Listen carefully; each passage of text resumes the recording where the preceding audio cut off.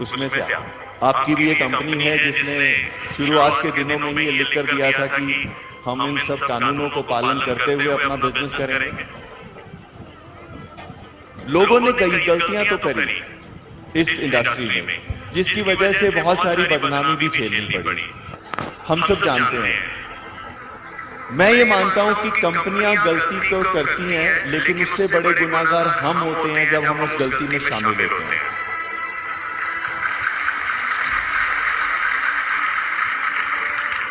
मेरे को एक बात याद आ रही है, कुछ साल पहले एक सज्जन मेरे पास आए और मुझे बोलने लगे कि सर आपके पास पैसा है, why don't you invest in our company, आप हमारी कंपनी में क्यों नहीं इन्वेस्ट करते, हम आपको 3 साल में आपका पैसा डबल कर देंगे।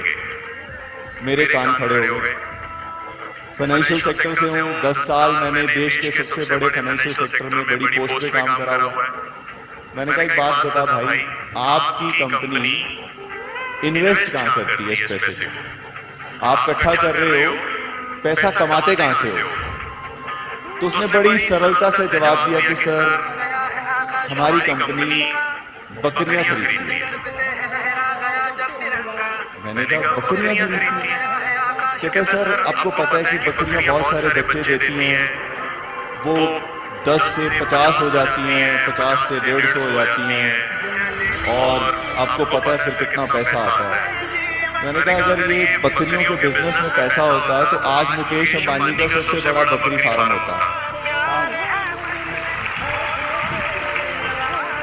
अजीम प्रेम जी, उदय कोटक, अनिल अंबानी, बड़े बड़े जो भारत में बिजनेसमैन हैं, आज बकरियां ही खरीद रहे होते। और मैं भी करोड़ों रुपए फैक्ट्री में ना लगा के एक बकरी का फार्म खरीद लेता, और मैं भी 2 साल 3 साल में अपने पैसे डबल कर लेता। जिंदगी इतनी आसान नहीं है दोस्त, इतनी आसानी से पैसा नहीं कमाया जाता। और जो लोग इस लालच में फंसते हैं कि 10,000 लगा के 20,000 अगले साल उसके पास आ जाएंगे, तो वो कंपनी बेवकूफ नहीं है, हम खुद बेवकूफ हैं जो हम इस तरह की चीजों में घुसते हैं।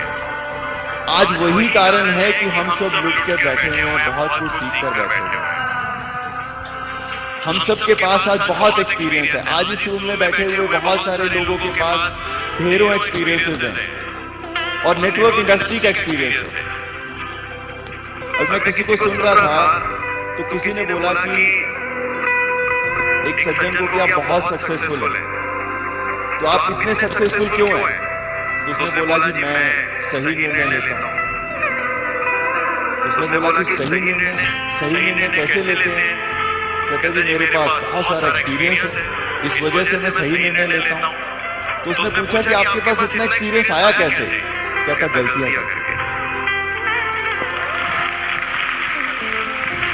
तो दोस्तों हम सब ने गलतियां करी हैं लाइफ में, हम सब अमीर बनना चाहते हैं, हम सब इस अभाव वाली जिंदगी से बाहर आना चाहते हैं। मैं एक ही चीज अपने साथियों से बोलता हूं कि अगर रोना है तो रिक्शा में बैठ के क्यों रो यार, एयर कंडीशन गाड़ी में बैठ के रो लो। अगर जिंदगी का कोई दुख है तो झोपड़ी के अंदर बैठ के दुख मनाने से अच्छा एयर कंडीशन हॉल में, एयर कंडीशन घर में बैठ के दुख मना लो, वो ज्यादा बेटर है। तो दोस्तों हमने एक अपॉर्चुनिटी क्रिएट करी है, हम सब ने, खाली मैंने नहीं, मेरे उन 4 साथियों ने जिसको कि मैं हम 5 बोलता हूँ, हमने मिलकर एक शुरुआत करी थी, और आज खुशी है कि उसको देखकर आज भजन जुड़ता जा रहा है। तो ये जंग अभाव की, ये जंग गरीबी की, ये जंग अनएम्प्लॉयमेंट की हम सब जीत जाएंगे। इस देश को एक खुशहाल देश बना देंगे। आज इस देश से 1 करोड़ युवा हर साल ग्रेजुएट करके निकलता है, सरकार के पास नौकरियां नहीं है। हमारे सबसे बड़ा एम्प्लॉयर इस देश का इंडियन रेलवे है, 14 लाख एम्प्लॉय है सिर्फ उनके पास। दूसरा सबसे बड़ा एम्प्लॉयर भारतीय सेना है, 13 लाख एम्प्लॉय है उसके पास। 4.5 लाख एम्प्लॉय डाकघर के पास है। हर साल 1 करोड़ लोगों को नौकरियां कौन देगा? दोस्तों ये जज्बा कायम रखना।